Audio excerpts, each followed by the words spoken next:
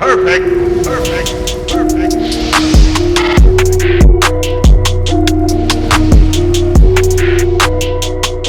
The Philadelphia 76ers fall to the Lakers in LA by a score of 120-107 on a late Tuesday night. The Sixers now fall to 37-25 overall and now sit at 9-23 on the season on the road after losing their 9th straight road game. Now, we can compare this to the Clippers games, of course, in terms of expectations. And at least me personally, I did not expect a lot going into this game, obviously being down Ben Simmons and Joel Embiid and Josh Richardson. But overall, I think the Sixers at least played decent, kind of held their own. I mean, I wasn't really expecting much. I wanted to see Shake Milton continue after another great performance last game. Obviously, he didn't get as many minutes or as many looks as I would have liked to see from him. Glenn Robinson was pretty much the bright spot for the Sixers. Finally got the minutes that he deserves, and I've been calling this for a while. Glenn Robinson deserved to get the minutes that, or at least near to what the minutes he's gotten in Golden State, to at least see what he can do, kind of find his groove. He had a great night. We saw a little bit of Brett Brown's lover in Raul Neto. We saw a lot of different things, but overall the Lakers just overmatched the Sixers. AD went off. LeBron did his thing, and overall the Lakers were just too much for the Sixers. But I want to kind of go through this game and just give what I saw. So to start off, once again the Sixers gave me hope. They come out of the gate, and again against another LA team, a kind of a championship caliber roster. I would say the Lakers to me are at least a lot better than the Clippers are, and once again, the Sixers give me some life. They come out shooting on the road.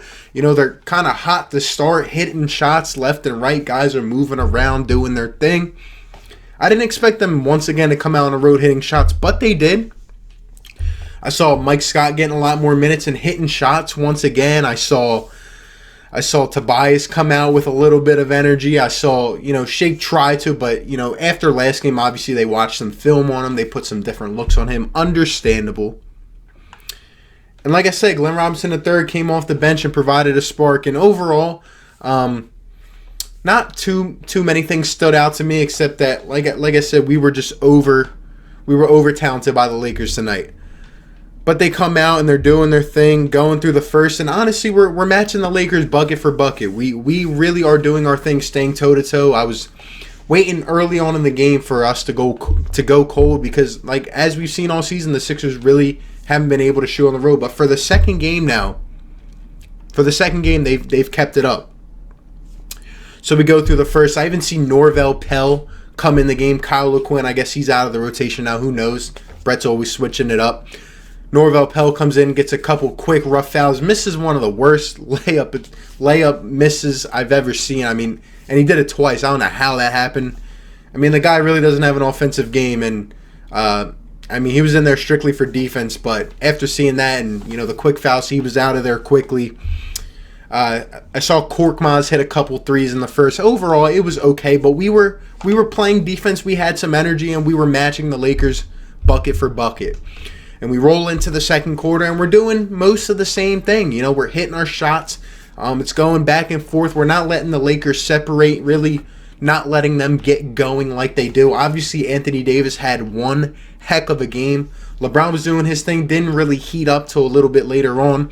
But overall, I thought the Sixers were playing good, especially, like I said, being under the radar and coming off a great effort against the Clippers in a dogfight. I thought the Sixers were handling themselves well. And then what happens?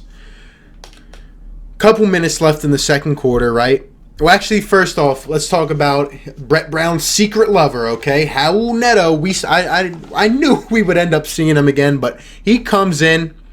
Shake goes out of the game for 6 to 7 minutes, which I'll never understand. Why? The guy, even though he's not getting his looks, why not try to do something to get him open, Why not try to get him some more looks? But Shake goes out and, Neto comes in even before guys like Alec Burks, which kind of blows my mind. It doesn't make sense to me. We go and trade for a guy like Alec Burks, and we want him to get in his rhythm, in his groove. You got to continue to give him the minutes. But Neto comes in. he's playing major minutes. He even had a couple buckets. He had 7 points, didn't go on to score anymore, but even had a nice little shifty move. I mean, it was surprising to me, but it was just okay. It was all right. He couldn't really hold himself on defense. He's too little. Glenn Robinson III had, I think, 7 or 9 in the second quarter. He had 11 by the time the second quarter was over. He was playing really well, like I said. One play kind of resonates with me. I think there was about 6.5 minutes left. The Sixers actually, off a timeout, called a play. Actually drew up a play. First time I've seen it happen off an inbound. And Al Horford sets a screen on Anthony Davis. It actually finally set a good screen for once. This is what I've been waiting for, because I know Al can set picks. And he sets a nice screen and kind of knocks AD over. AD goes like tumbling near the stands, and Tobias off a catch and shoot hits a 3. It was a beautiful thing. And I'm just here to question, why haven't we seen more of that? Why aren't we drawing up things like that to continue to get these guys, involved in the offense, instead of just leaving guys on their own island and guys sitting in the corner, not really involved, and, not a lot of space and guys bunched up. But anyway, that play was really beautiful, and I want to see more of that going forward. I saw Al even trying to be aggressive with Anthony Davis. It was going well for, a couple possessions, but then overall, AD was just too strong, too powerful. I even saw Al trying to play defense, but of course he's way too slow. He's like a snail, obviously gets blown by. AD's doing, crossovers and Euros and just making us look silly. And then what happened in the second quarter is what I knew would happen. I knew Brett would do something to jeopardize his team. Now, I'm not going to go here and say that Brett lost his game for us. The Lakers are a very talented roster, and they were healthy and we weren't, okay?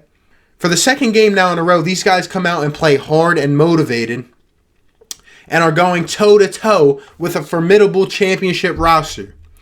Late in the second quarter, it is neck and neck in this game.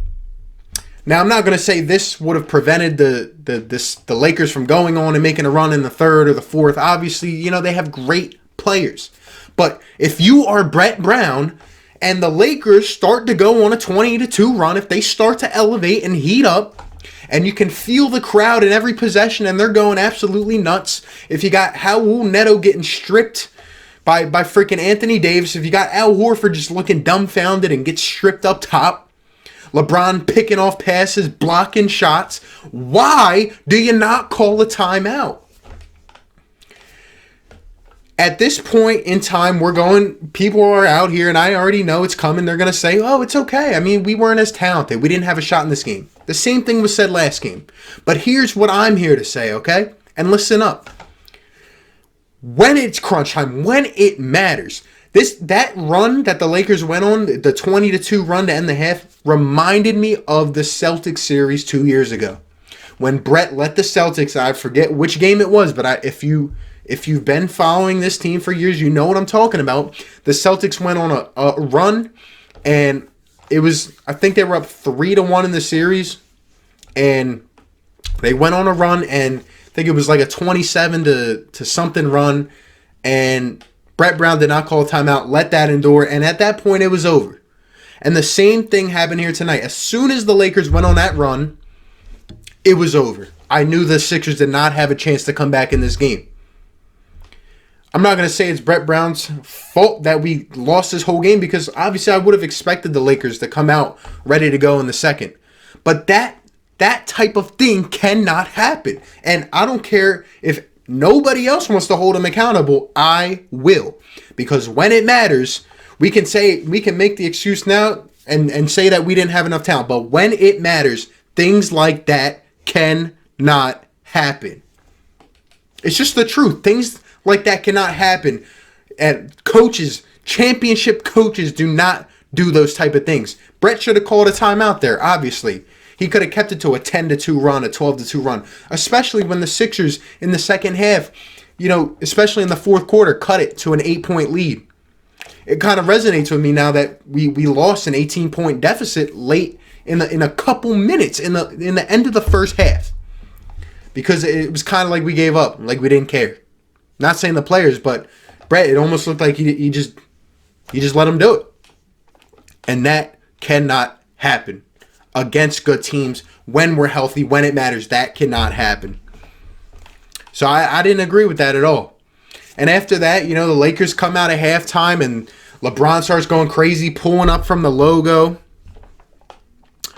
I mean, Anthony Davis is just unstoppable. He was a plus 30 tonight. Ridiculous.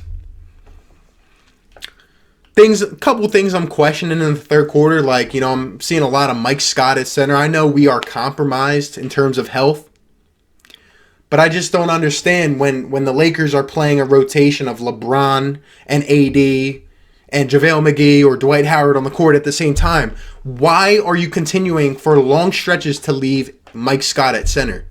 Do you really think we're going to get rebounds over Anthony Davis, let alone Anthony Davis, LeBron, and JaVale McGee with Mike Scott as your tallest player on the court?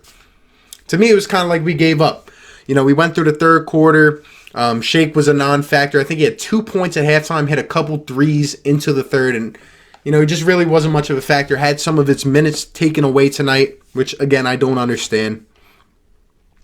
Anthony Davis completely went off. The Sixers were getting horsed, and I think it was about 3 to 4 minutes left in the third. Brett finally brings Al Horford back into the game. But at that point, the Lakers were pulling off.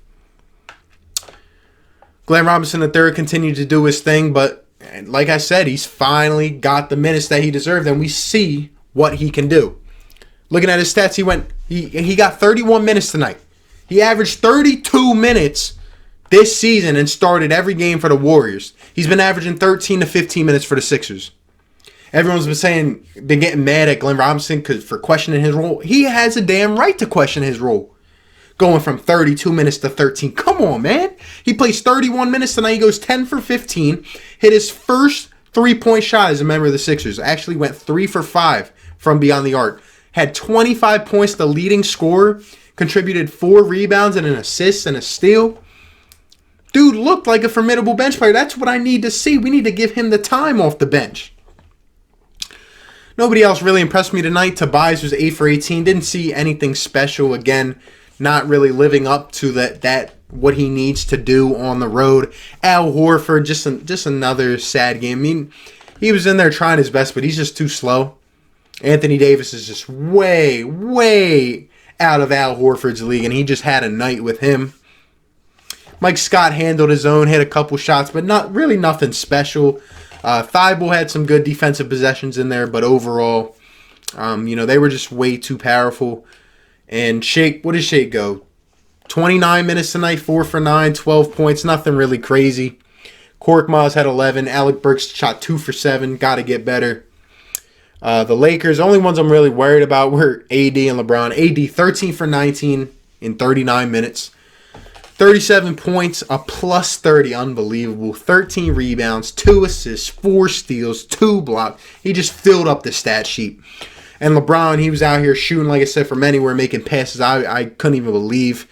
9 for 16, 22 points, 14 assists, a steal, 2 blocks, 7 rebounds. I mean, unbelievable. Them 2 guys led that team tonight. No one else really did anything crazy. They just played their roles as they have all season. And LeBron, leading the league in assists at age 35. I mean, I'm not going to get into that debate, but LeBron, he's being very underappreciated right now. What LeBron is doing at age 35, just look at the statistical categories and look at the impact he's having on this team along with AD. I mean, it's unbelievable. LeBron and AD, heck of a game. And overall, man, we get to the fourth quarter, and like I said, the Sixers closed the gap to 8. I wish the Lakers hadn't gone on that run in the first half, and we would have tried to do something to at least cut that a little bit. But overall, guys were just looking out of place in the fourth, and even when the Sixers cut it to 8, no one could really step up and make that shot. The Lakers tightened on D. Again, we didn't really do anything creative to kind of switch it up or get guys involved or just try something new like that play in the first half where we're setting screens, getting guys open. I didn't see any of that. It was more so just trying to go ISO and get our own shots. And in the end, the Lakers were just playing us the right way. Saw a lot of Sixers zone defense tonight, which I liked.